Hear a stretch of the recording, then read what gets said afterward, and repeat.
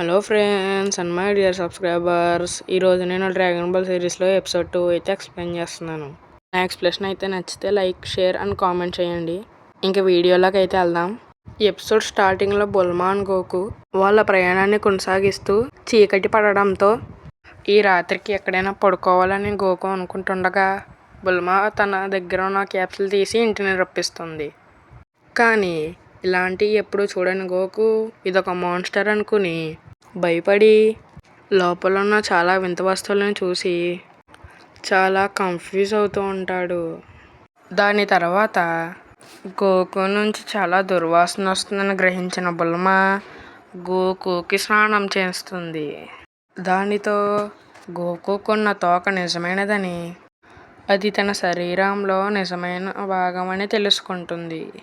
దానితో షాక్ అయిన బుల్మా ఒకవేళ అబ్బాయిలందరికీ నిజంగానే గోకులా తోక ఉంటుందనుకుంటే తన తాత గోహానికి తోక లేదని గోకు చెప్పడంతో బుల్మా రిలాక్స్ అయ్యి స్నానం చేద్దాం అనుకుంటే గోకు ఎంట్రీ ఇచ్చి తనకి సహాయం చేస్తానని చెప్పడంతో బుల్మాకి కోపం వచ్చి గోకు మీదకి తన చేతికి ఏది దొరికితే అది విసిరేస్తుంది.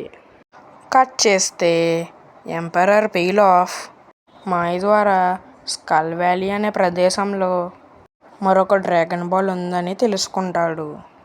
తిరిగి గోకు దగ్గర బుల్మా డిన్నర్కి పెట్టిన బ్రెడ్ నచ్చకపోవడంతో గోకు తన ఆహారం కోసం వేటకి బయలుదేరితే అదే టైంలో డ్రాగన్ బాల్ కోసం స్కల్ వ్యాలీని పరిశీలిస్తూ ఒక ఎయిర్ప్లేన్లో వెళ్తున్న షూ ఇంకా మాయని చూసి ఏదో పక్షి అనుకుని గోకు వాళ్ళని అటాక్ చేస్తాడు.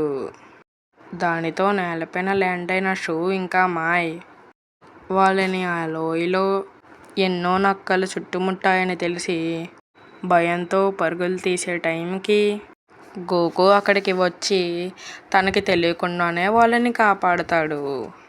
అలా ఒక నక్కని పట్టుకొని అదే తన ఆహారం అని బుల్మా దగ్గరికి తెస్తే బుల్మా గోకుని కోపంతో చీకొట్టి గోకు మొహం మీద డోర్ వేయడంతో గోకు దాన్ని బయటే తినాల్సి వస్తుంది. కట్ చేస్తే బుల్మా తన పళ్ళు తోముకుంటూ గోకుని తన పేరెంట్స్ గురించి అడుగుతుంది. అప్పుడు గోకు, నాకు వాళ్ళు ఎలా ఉంటారో కూడా తెలీదు, నేను చిన్నపిల్లాడిగా ఉన్నప్పుడే మా తాతకి దొరికానంట అని చెప్తూ గోకు నిద్రపోతాడు. అలా నేలపై కంఫర్టబుల్గా లేకపోవడంతో బుల్మా తొడలపై పడుకున్న గోకు అక్కడ ఏం లేకపోవడంతో అమ్మాయిల గురించి పెద్దగా తెలియని అమాయక గోకు, నీ బాల్స్ కనిపించటం లేదు, అయిపోయాయి బుల్మా అని కేకలు పెట్టడంతో తన డ్రాగన్ బాల్స్ పోయాయని భయపడి లేచిన బుల్మా డ్రాగన్ బాల్స్ అక్కడే ఉండడంతో మరి గోకు ఎందుకు అలా అరిచాడు అబ్బా అని ఆలోచనలో పడుతుంది. కట్ చేస్తే తన మార్నింగ్ ట్రైనింగ్ కోసం బయలుదేరిన గోకుకి ఒక తాబేలు కనిపిస్తుంది. ఆ తాబేలు బీచ్ ఫుడ్నున్న మా మాస్టర్ నుంచి తప్పిపోయి వచ్చానని చెప్తుంది. దానితో గోకు తిరిగి తన మాస్టర్ దగ్గర తీర్చుతానని తాబేలుకి మాటిస్తాడు. కానీ వాళ్ళు ఉన్న ప్రాంతం నుంచి బీచ్ చాలా దూరంగా ఉండడంతో బుల్మా ఒప్పుకోకపోవడంతో గోకు ఒక్కడే ఆ తాబేలుని మోస్తూ బయలుదేరతాడు. ఒక్కదే ట్రావెల్ చేస్తాం భయమేసి తను కూడా గోకు వెనకే బయలుదేరుతుంది.